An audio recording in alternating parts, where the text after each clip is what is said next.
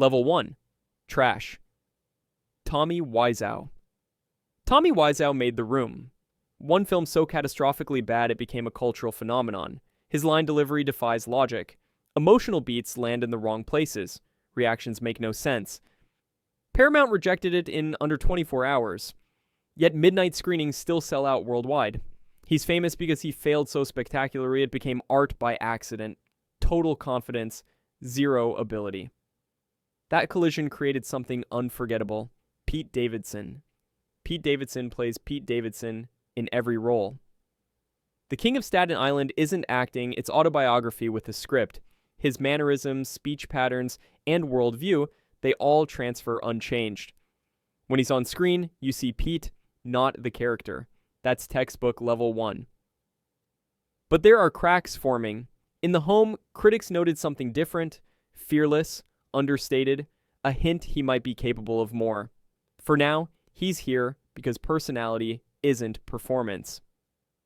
Level 2. Bad. Arnold Schwarzenegger. Arnold built an empire on muscles and one-liners. His first lead role, Hercules in New York, was so bad they had to dub his voice. His accent was impenetrable. But Arnold learned something crucial. He didn't need to be a great actor. He needed to be a great brand. Conan, The Terminator, Total Recall. He leaned into what worked. Physicality, charisma, iconic catchphrases. He knew audiences didn't want subtlety, they wanted spectacle, and he delivered it for decades. Limited range? Absolutely. But he turned that limitation into a business model and dominated Hollywood anyway. Level 3. Mid. Nicolas Cage. Cage swings from genius to disaster with no warning. Leaving Las Vegas earned him an Oscar, raw, committed. Adaptation and Pig proved he could access real vulnerability. Then there's The Wicker Man. And dozens of thrillers that make you question everything. He calls his style nouveau shamanic. He treats every role as an experiment. He once pulled his own teeth for Birdie, then showed up equally committed to bargain bin action films. No calculation, no brand management. Just pure instinct, whether the script deserves it or not. The highs are extraordinary. The lows are equally memorable. That inconsistency keeps him right here. Keanu Reeves. Keanu is wooden. Critics have said it for decades. His British accent in Dracula was demolished. His line delivery is stiff. But here's the paradox. That limitation became his superpower. As Neo, as John Wick, as Ted Logan, his calm sincerity works perfectly. He doesn't transform. He offers variations of himself wrapped in different stories. When he strays too far, Little Buddha, Much Ado About Nothing, it falls apart. But in his lane, he's untouchable. Level 4. Good. Brad Pitt. Pitt started as the pretty face in Thelma and Louise. Critics doubted he had depth. Then Fight Club happened. He trained in boxing, delivering Tyler Durden with psychological complexity that silenced doubters. Moneyball showed restraint. Once Upon a Time in Hollywood earned him an Oscar. He also built Plan B Entertainment, producing 12 Years a Slave and Moonlight. His influence extends beyond performance. He chose directors carefully, Fincher, Tarantino, the Coen brothers. But here's the thing. You still see Brad Pitt. Even when the performance is excellent, the movie star never fully disappears. That's what separates good from great. Tom Cruise. Cruise has been a megastar for 4 decades, same intensity, same driven persona. Top Gun to Mission Impossible.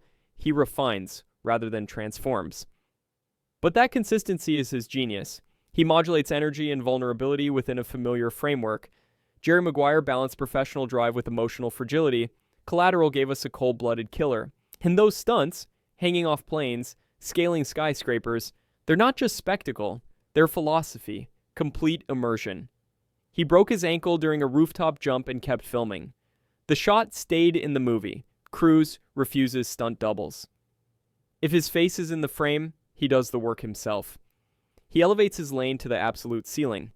Star power and persona are inseparable. That makes him bankable, but limits his artistic range. Level 5, very good, Heath Ledger. Ledger climbed from teen heartthrob to transformative artist. 10 Things I Hate About You was charming. Brokeback Mountain earned him an Oscar nomination for quiet, restrained heartbreak. Then, the Joker. He locked himself in a hotel room for 6 weeks, kept a journal of disturbing imagery, experimented with voices and mannerisms, slept 2 hours a night during prep. The character consumed him. Directors watched footage and realized they were seeing something unprecedented. The result redefined what a comic book villain could be. Posthumous Oscar. Cultural landmark. Ledger belongs here because his trajectory showed constant evolution. Each role pushed further than the last. Mastery cut short. Robin Williams. Williams could make you laugh until you cried, then break your heart in the same scene.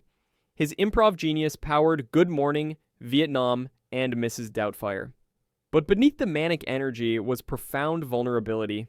Dead Poets Society. Good Will Hunting.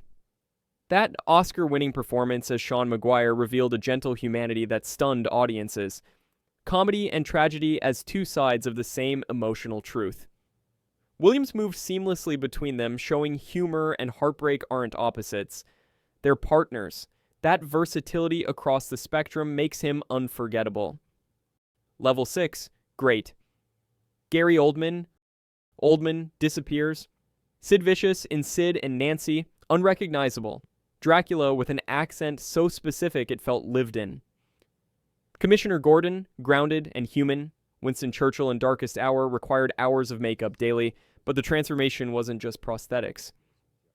He embodied Churchill's voice, posture, and internal struggle. Oldman works from the inside out, building characters from a psychological foundation to physical expression. He studies accents for months. Co-stars didn't recognize him on set. You never see Gary Oldman on screen. You see the person he became. Joaquin Phoenix. For Joker, Phoenix, he lost 52 pounds, studied neurological disorders, and perfected that disturbing laugh. The performance became a cultural phenomenon and earned him an Oscar. But his risk-taking goes deeper. I'm Still Here, a 2-year performance where he pretended to quit acting to become a rapper. The media believed it. He blurred reality and performance deliberately. In The Master, he created a character so physically twisted his posture alone told the story. Walk the Line required him to learn guitar and singing. He refused playback. Phoenix mixes method acting with experimental chaos. He's constantly reinventing what performance can be. That obsession with pushing boundaries places him here. Level 7, legendary, Robert De Niro. De Niro pioneered modern realism. For Taxi Driver, he drove a cab in New York to live as Travis Bickle.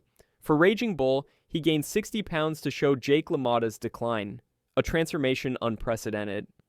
For The Godfather Part 2, he spent months in Sicily mastering dialect and mannerisms to play young Vito Corleone.